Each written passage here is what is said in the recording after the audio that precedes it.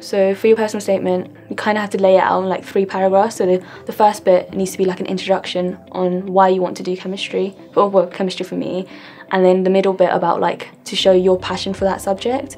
And like that could include like readings, like extra stuff you've done, as in like competitions. And then your last bit about like yourself personally and why you think you would thrive at this university. After you write up the first draft, you just keep on improving on that and ask other people for advice, such as your teachers and your friends. And like you just keep drafting. I think I did about like 12 or 13 drafts of my own personal statement before I sent it in. I think one of the most important things about the personal statement is what it shouldn't be. We see an awful lot that look like they're just sort of made from a template, that they have exactly the same things in it, that I read this book by a popular scientist author and it really inspired me, here's a quote from it. And that's just not very personal. We can see your grades from your A-level results, from your GCSE results, but what we really want to see is, why do you particularly want to study this subject? What is it that you're passionate about? Why are you really driven? Why do you want to do this?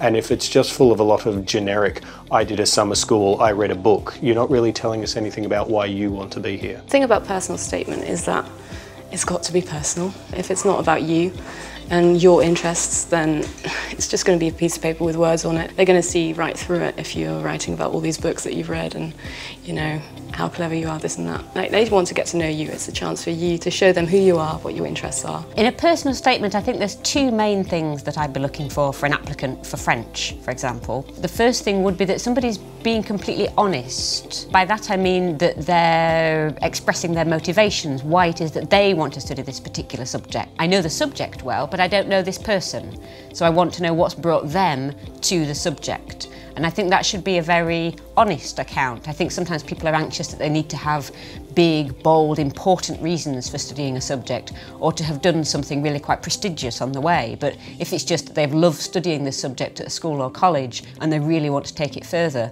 that's being honest. And I think the second thing is for people to give evidence about why they want to continue studying a subject at university. So what is it that they've gone and done themselves to further their interest? It's your ability to demonstrate to the tutors how you've already interacted with the subject and what you've already got from it. And for a tutor or an interviewer, it gives them the opportunity to identify things that you've already learnt about that they can ask you questions on. So it's really helpful for the interviewer to have stuff in the personal statement that triggers a discussion. I was always looking for somebody that had a keen interest in the course and understanding of what they were going to do when they were here, but also their personal statement illustrated that they'd spent a lot of time looking into the subject, exploring it with work experience, with reading.